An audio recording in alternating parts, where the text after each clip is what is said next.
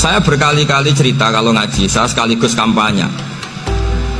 Allah itu Tuhan yang begitu fair. Untuk menjadi Tuhan, Allah mempersilahkan, ada kualifikasi Tuhan. Jadi boleh dikompetisikan, itu boleh kata Allah. Gak apa-apa kamu ngaku Tuhan gitu, kata Allah. Tapi nak ngaku pangeran itu paling gak ya direputasi lah, ada verifikasinya lah. Dimulai dari apa? Ya kalau jadi Tuhan itu setidaknya bikin langit bumi lah, aturannya gitu. Jadi kalau daftar bupati ya daftarlah ke KPU. Masa tahu-tahu jadi apa? Tuhan kemudian tidak punya prestasi bikin langit bumi. Sehingga Allah itu cara ngendikan tuh ya fair. Qul ara'aytum ma tad'una min dunillah aruni madza khalaqu minal ardi am lahum syirkun fis samawat. Coba yang kamu tuhankan selain saya, prestasinya apa? Hadi Collection. Ketika saya bikin bumi itu apa ikut bikin? Terus am lahum syirkun fis samawat. Kalau bikin langit, kalau nggak bisa ya urun lah gitu. Urun semen apa urun bego, pokoknya urun lah gitu. Urun ora, gawe bumi ora, ngerti-ngerti aku jadi pangeran.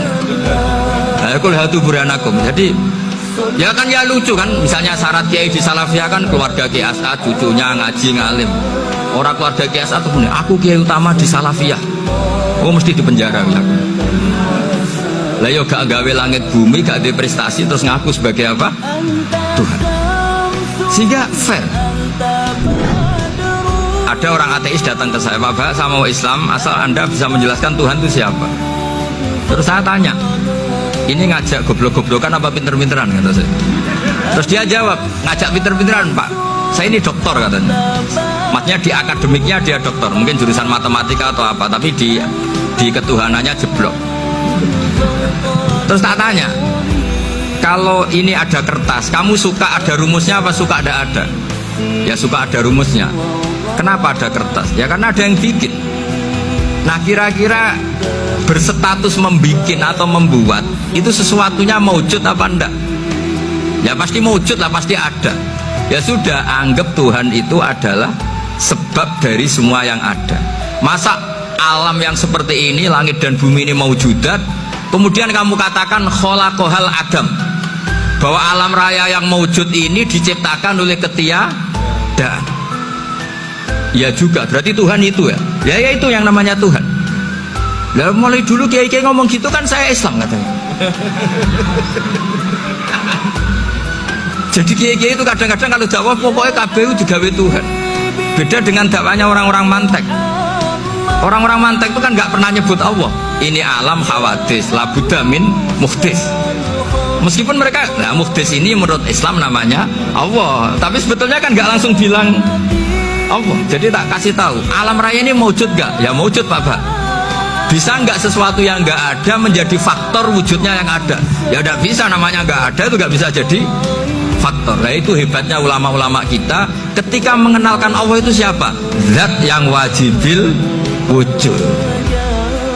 Jadi kita ini kalah pinter be ulama-ulama dulu.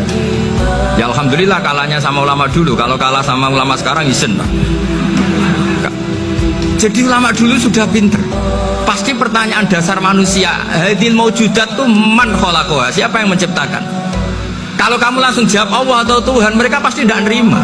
Ya jawab saja, hadil maujudat mesti kholaqoha maujudun. Nah berhubung maujud ini berstatus pencipta, harus super. Nah super ini oleh ulama disebut wajibul wujud atau musabbibul asbab, yang oleh Islam dinamai Allah. Tapi kita langsung ngomong Allah, ya mesti aja bingungkan kan bagi yang bingung maksudnya. Ini yang terakhir saya beri contoh. Terakhir ini penjelasan Quran. Dulu orang kafir itu cara berpikir itu begini, Muhammad, urusan kita ini banyak, problem kita banyak. Masa iya urusan yang banyak ini cukup dengan satu Tuhan? Kalau problem banyak ya Tuhannya harus banyak. Ada Tuhan pohon, Tuhan hujan. Ya kayak Cina itu ada Dewi Kuan Im keberuntungan, ada yang sial, yang pokoknya diurus yang banyak lah. Maka mereka bilang aja'alal alihata ilaha wahida inna hadza la syai'un ujab. Ini aneh, urusan banyak kok Tuhannya satu, ini aneh lah. Tapi Nabi secara sabar, dan yang diomongnya orang kafir, tidak anak Mahatali, orang kafir. Jadi nanti kalau anak Mahatali gak paham Quran kebangetan, orang kafir saja Pak. Akhirnya Nabi secara santai, secara rileks memberi penjelasan gini. Kalau Anda menjadi buruh Kalau orang Arab dulu bilang abdan. Kamu suka nggak punya majikan banyak, perintahnya beda-beda, semuanya memaksa kamu untuk nurut. Sama punya majikan satu yang baik. Ya nggak suka lah Muhammad kalau majikan saya banyak, semuanya berhak merintah saya, tidak enak. Majikannya satu saja. Terus kata Nabi, Tuhanmu itu majikan kamu. Kalau Tuhannya banyak, kamu bingung. Berarti perintahnya banyak. Akhirnya mereka paham. Dan itu segampang itu Allah memberi penjelasan.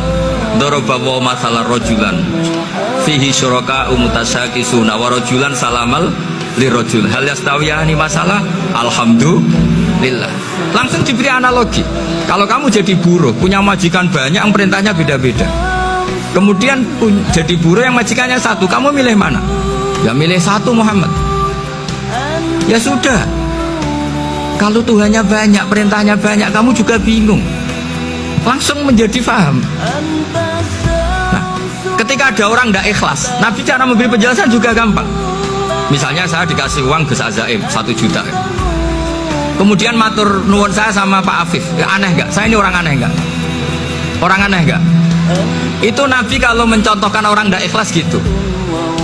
Kata Rasulullah, orang tidak ikhlas itu sebagaimana orang beli budak.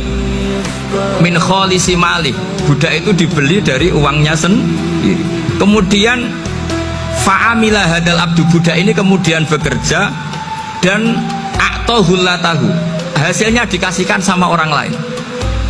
Terus Nabi memberi percontohan, ayasurrukum ayyakuna abdukum kadzalik. Apa kamu suka kalau budak kamu seperti itu? Dulu orang-orang dulu kan beli budak untuk disuruh bekerja, terus disuruh setor apa hasilnya. Jadi budaknya kamu yang beli, yang biayai. Kalau sekarang mungkin nggak ada budak, gini lah. Saya nyuruh Zaid, tak kasih mobil, tak kasih bensin, tak kasih uang jalan supaya narik angkot. Hasilnya disuruh ngasihkan saya. Ternyata dikasihkan orang lain dan matur nuwun sama orang. Kamu suka punya budak seperti itu? Ya tidak suka ya Rasulullah. Ya ibaratnya seperti itu. Bumi yang bikin Allah, nyawa kamu yang bikin Allah, semua fasilitas dari Allah. Kemudian kamu menyembah selain Allah. Segampang itu. Dan Nabi telaten sampai dulu yang mayoritas orang kafir menjadi mayoritas Muslim, dan semuanya tanpa paksaan, la ikraha fiddin, karena qad tabayyana rusdu minal ghayy. Nah, cara tabayyana gimana? Yaitu punya kemampuan menjelaskan. Wal kitabil apa? Mubin. Ini makanya saya mohon lah, ini saya mohon semohon-mohonnya anak-anak ini kan kader-kadernya Mbah Samsul Arifin, Mbah As'ad, Gus Fawaid, sekarang Gus Azaim, semuanya harus punya kemampuan wal kitabil apa? Mubin.